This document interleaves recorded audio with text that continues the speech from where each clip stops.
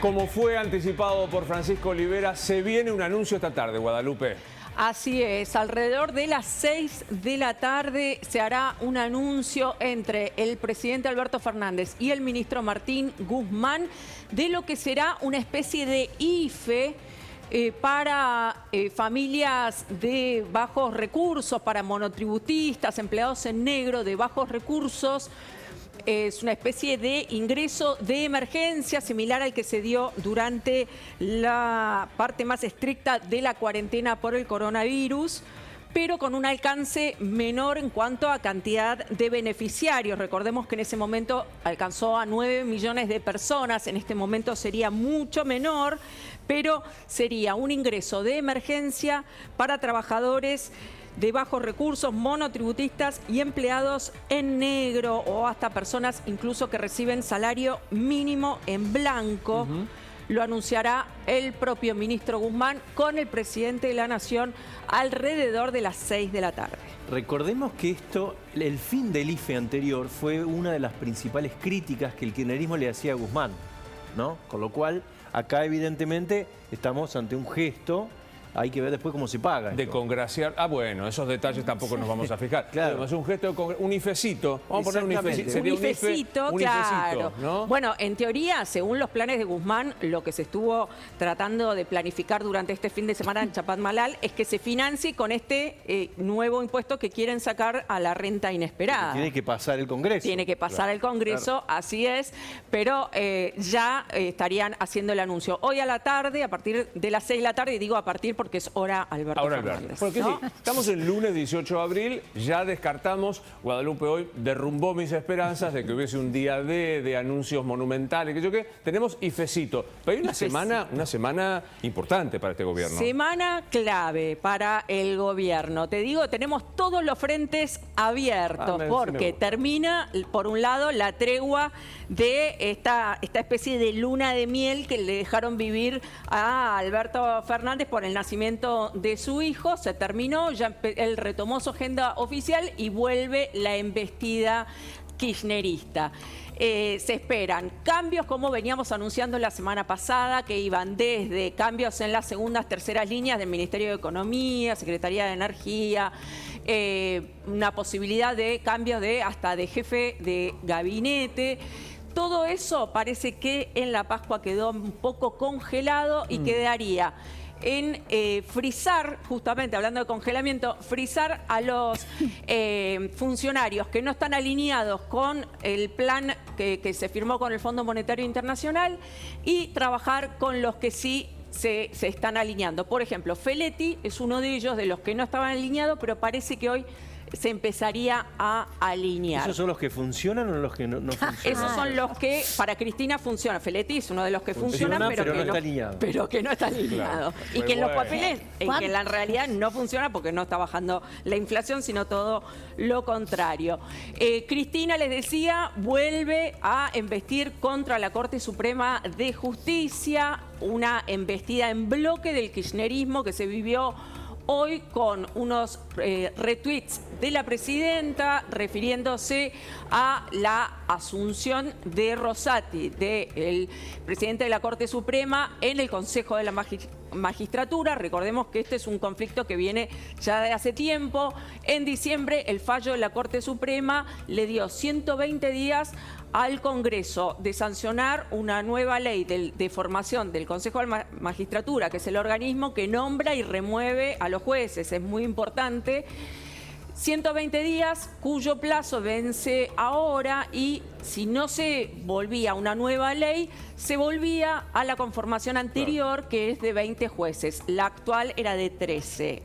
Presidido por el presidente de la Corte. Exactamente, con la incorporación de la figura de presidente de la Corte Suprema como presidente del Consejo de la Magistratura. Algo que el kirchnerismo se opone y salió, les decía, en bloque. Cristina, Martín Soria, el ministro de Justicia, hablando directamente de una corte que defiende a los saqueadores, de una corte que se quiere apropiar de la caja del Consejo de la Magistratura. O sea, muy fuerte salió todo el ala dura del gobierno en contra de esta nueva conformación del Consejo de la Magistratura, que incluyó también a este juez de primera instancia de Paraná, de Entre Ríos, que presentó una cautelar. Insuelto, nunca he visto en la historia argentina. Claro. Que un juez de primera instancia se revela a un fallo con cosas jugadas de la Corte. Exacto, o sea, que es la máxima instancia. Insólito. Sí. Ahora, vos planteás dos cosas que me parecen interesantes, ¿no? Una, que es consejo a la magistratura, sobre la que quiero detenerme un segundo, y la otra, cuestión económica con la propuesta de la renta inesperada, que ya fue contestado por Horacio Rodríguez Larreta. Nos contaba hace un ratito Pancho Olivera que Larreta decir salió no. Ahora viene la contestación de la contestación. La contestación a la contestación. Porque la vocera presidencial, Gabriela Cerruti, acaba de tuitear hace un ratito, mira, a 12:35, dice, o sea, en breve se dice así en Twitter. Cita el tuit de Horacio Rodríguez Larreta en el que se oponía al eventual aumento de impuestos y dice: no sé de qué se trata, pero me opongo, y un emoticón que usa mucho Guada Vázquez. Que es el de la manito en la frente. Exactamente, la chica agarrándose la cabeza, pero bueno. ¿Puedo hacer una digresión personal? Pero ¿cómo no? Toda persona mayor de 16 años que usa emoticones, y si es funcionario, no está a la altura. Sí, en estos puestos, ¿no? No hay que usar el emoticón. Un funcionario yo soy muy emoticonera, pero no es apoyo que es muy poco serio para un funcionario. La portavoz de un gobierno usando el muñequito así, señores, un poquito de adultez. Sí, de inflación. ¿No? Habiendo tantas palabras. ¿Qué más dijo? ¿no? ¿Qué otro concepto de base dijo? No, ¿Esto es todo lo que tenía para decir? Sí, porque aparte, recordemos que la portavoz se tiene que limitar a dar la información oficial del gobierno, no a estar metiéndose en temas internos de bajada, política, ¿no? ¿Sabés qué? Me parece que hay un nivel de... y por eso me quiero detener en esto, ¿no? Porque ayer la vicepresidenta de la Nación retuitea a un periodista que critica al Consejo de la Magistratura. Me parece que el periodista tiene el derecho de decir lo que se le ocurre. No voy a hacer mención a opinar sobre los opinadores, porque me parece que no. Un periodista puede decir lo que quiere. Cuando vos retuitas un tuit, te haces cargo de lo que estás diciendo. Ahora, que la vicepresidenta de la Nación haya puesto esto, que ustedes están viendo, me tengo que acercar porque no veo. Yo te leo, si querés. No, dice, el enojo es ¿no? De la vicepresidenta.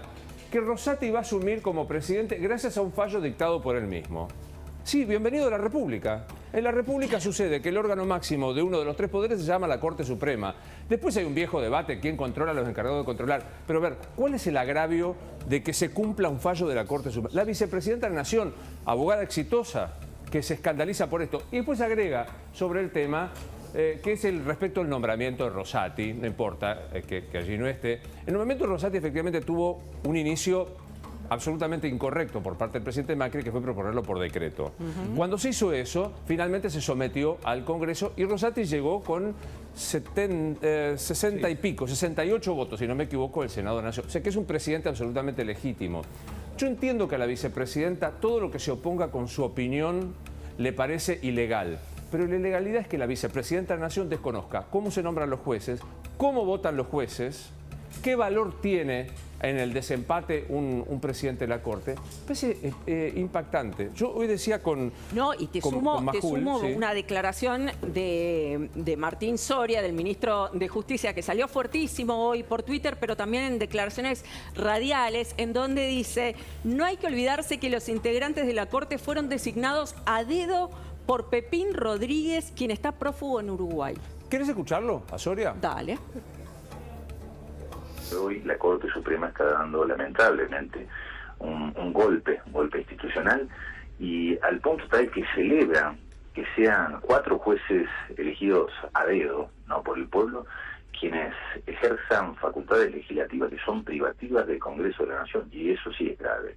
La Corte revivió una ley con una composición del Consejo de la Magistratura, insisto, es un órgano muy pero muy importante, que es el que administra los recursos de todo el Poder Judicial. Muchos confunden y creen que la Corte Suprema administra los fondos, la plata de la justicia, y no, es el Consejo de la Magistratura. Bueno, esta Corte va a manejar un presupuesto 70 veces más grande del que tiene la propia Corte. O sea, se queda, la Corte va por la caja del Consejo. Por la caja, por la designación de magistrados, por la investigación de la inconducta de otros magistrados. Es impactante el nivel de desprecio institucional. No me sorprende.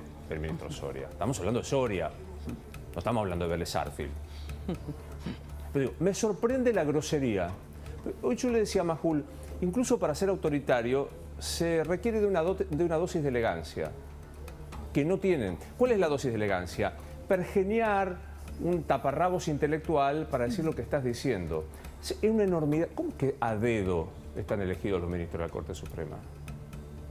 ¿Cómo que es ilegítimo el modo que la Corte falle en una causa que le es propia por competencia? A ver, ¿no te gusta que la Corte sea el último órgano de control, como pasa en las repúblicas liberales desde que el mundo es mundo? Es una opción, que no te guste la Corte y que decida solo una persona. ¿Te encantaría que la máxima legisladora, la máxima jueza y la máxima ejecutora fuera la vicepresidenta de la Nación? Es una posibilidad. Se llama monarquía absoluta esa. Ahora, mientras funcione la Constitución, es de una enormidad grosera la del ministro Soria. Hoy quienes están incumpliendo la ley son Sergio Massa, el presidente de la Cámara de Diputados, y Cristina Fernández, la presidenta del Senado, que no envían los representantes que por ley, amparada por un fallo con cosa juzgada de la Corte Suprema, exige que se envíe al Consejo de la Magistratura. El saqueador, no me acuerdo del término que utiliza Soria, no quiero poner palabras que no sean de él.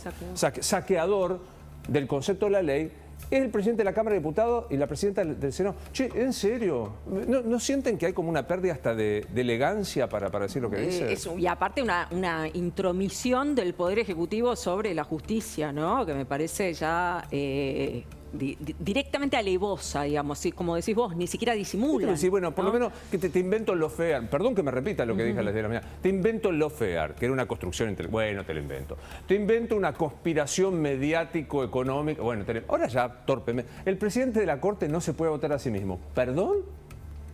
La Corte Suprema es la máxima, la que decide en última instancia cuándo hay una legalidad o no. Sí, ¿sabés que sí? Es notable. Todo esto, Luis, forma parte de la obsesión número 1 de la vicepresidenta, que es su situación personal, judicial y la de sus hijos. Pues se nota mucho. Hay que interpretar todo en derredor de esa obsesión. Bueno, muy notable lo que viene sucediendo. Hoy veremos entonces, porque te destrozamos toda tu columna. A las 6 de la tarde habla... Sí. Bueno, y hablando de lo que es la semana esta clave, recordemos que también se va Guzmán, que postergó su viaje justamente por este anuncio, se va a Washington a tratar de renegociar las pautas del acuerdo con el Fondo Monetario Internacional a partir de estas nuevas condiciones internacionales por la guerra. Hizo este retiro espiritual, podríamos llamarlo, en Chapatmalal, justo junto a su equipo más cercano, y llegaron a este anuncio que se va a hacer a la tarde, y luego partirá para intentar una reunión que todavía no está confirmada con Kristalina Georgieva, pero bueno, es la cumbre del Fondo Monetario Internacional, en donde él va a participar y va a intentar justamente esta renegociación de algunas de las pautas que se hicieron antes de la guerra y que ahora cambió con el panorama internacional. Bueno, y nos están confirmando que ya la Corte ha decidido asumir el control de la magistratura y ya tomó juramento a los nuevos miembros, así que los tweets de la vicepresidenta del Cuervo, que es en 3, 2, 1, están llegando en este momento. Bueno, nada, no me han dado respiro nadie, absolutamente nada en la jornada de hoy. Me voy a tomar solito el respiro con vos, que estás en tu casa, que estás en la oficina, que estás en donde estás en este momento. Mirá San Juan con este sol hermoso. ¿Se tutea con la geografía de San Juan? Una vez yo la fui por trabajo.